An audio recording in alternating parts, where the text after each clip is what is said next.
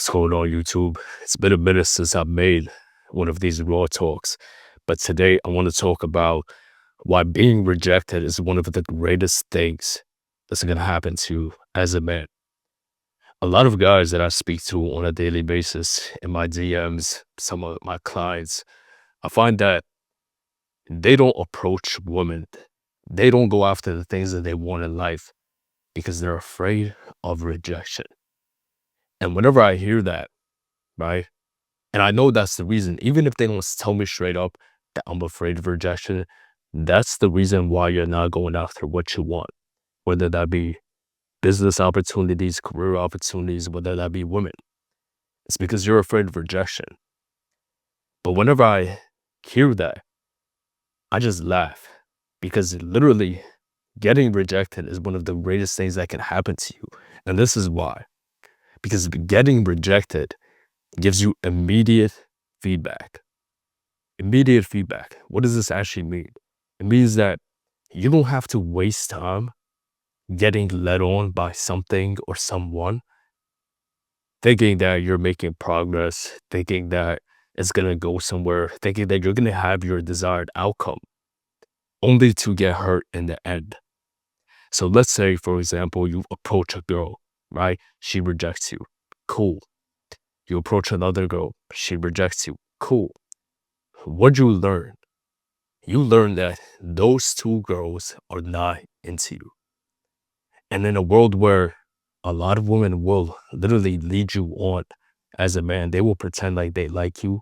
They will use you for your resources. They will use you for free meals and dates, right? They will entertain the entire relationship only to take advantage of you. Some guys literally get into marriages for decades with women that didn't really even like them in the first place. And then they take half of their shit simply because they didn't get rejected at first. So when a woman rejects you, you need to look at it like this. She's doing me a favor because she's letting me know that, hey, she's just not into me. That's cool. Not everybody is going to be into you. Not everything is going to be meant for you. And you need to understand that when you're actually aligned with the most divine masculine version of yourself, you don't need to be in every single circle with every single girl. You don't need to be chasing every single opportunity. Not everything is designed for you, bro. That's the universe, that's God telling you that, hey, this was not meant for you. And sometimes guys will they will go through a breakup, they will get cheated on, or like something bad will happen in the relationship. And, I remember me personally, I would cry about it. Like back in my simping days, I would go through a breakup, get cheated on, and I would cry about it. And I would be like, oh, why is this happening to me? Well, why did I have to go through all this experience? Why did I have to be with this girl for so long, spend money on her, take her on dates, only to get used and treated this way? But literally, if I would have got rejected by this girl, I would have been upset too. So it's like, which pain hurts more? Getting rejected in that second, right? That you approach a girl, she tells you no, and you're like, okay, this girl doesn't like me. At least I can move on to the next. Or having a woman pretend like she likes you, even when she doesn't really that much, right? Or not at all. And then you invest your time, your energy, your resources. You think that you're building something with this chick, only for it to go left and leave you with more pain that you would have experienced if you actually got rejected. And so you have to view rejection as feedback. The most successful people crave feedback. Let me know if I'm making a piece of content, if I'm making a YouTube video and it doesn't perform well. Okay, yeah, I spent time making the video, but at least I got feedback knowing that, okay, I need to change something. Clearly, this video wasn't that good. That's why it didn't perform well, right? And so I get to work on the next video, right? But if I keep making the same type of video, and it doesn't perform well, and I think that, oh, people lead me on and they give me these fake supportive comments telling me that it's good, but it's not really performing well. Well, then I'm just going to waste my time making these videos. The whole time I could have been trying to improve and adjust and adapt, right? And that's the way you have to look at it.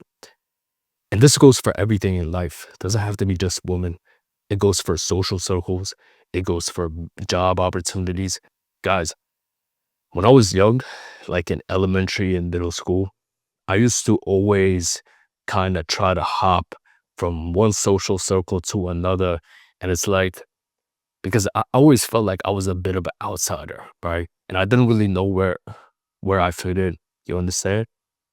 And so I would speak to one group of people, then another group of people, and I would just hop back between these friend groups. But then what I noticed was even like the friend groups that would quote unquote accept me, even the people that like acted like they were my friends, they didn't truly like mess with me like that.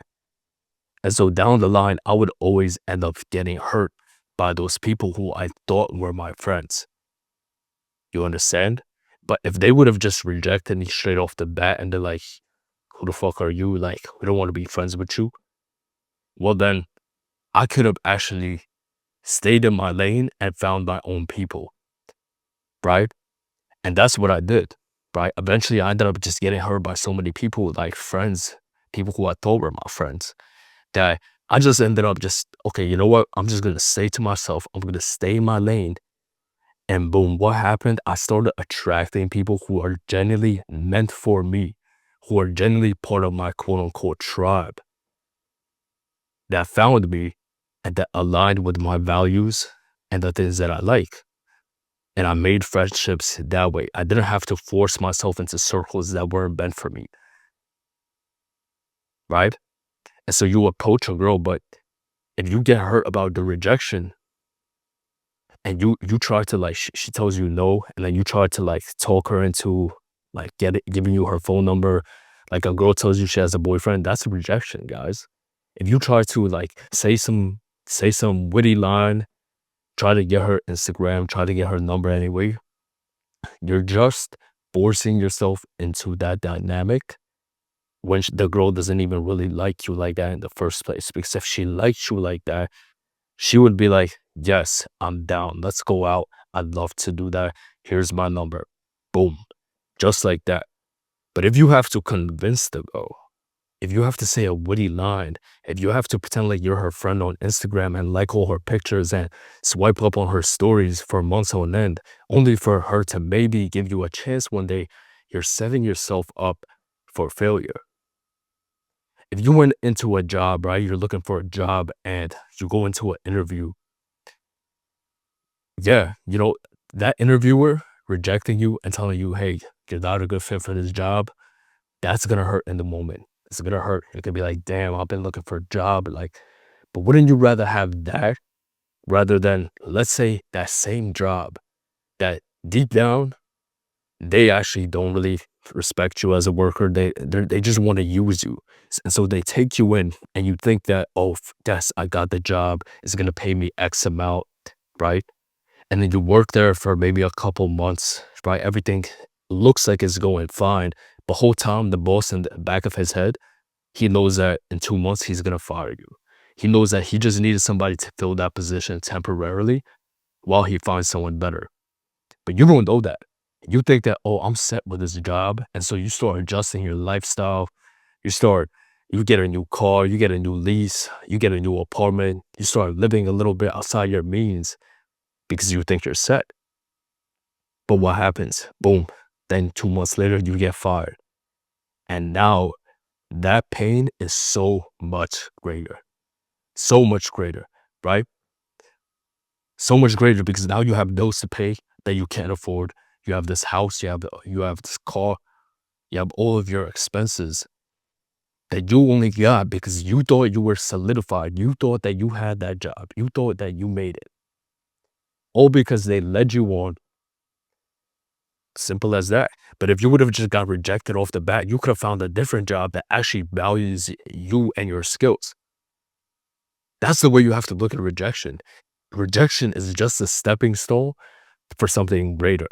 And it may happen time and time and time again, but it's just a stepping stone for something greater.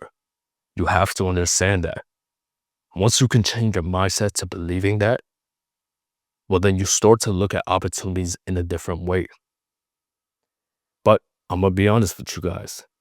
If rejection can tell you two things, it can tell you that, like I mentioned, that maybe that opportunity, that person, that social circle isn't meant for you, or it could tell you that you got work to do.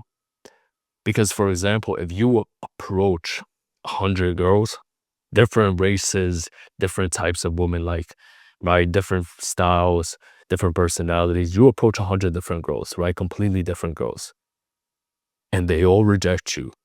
Well, then it may not be a stepping stone. It may just be an indication that you have work to do. And that's perfectly fine as well.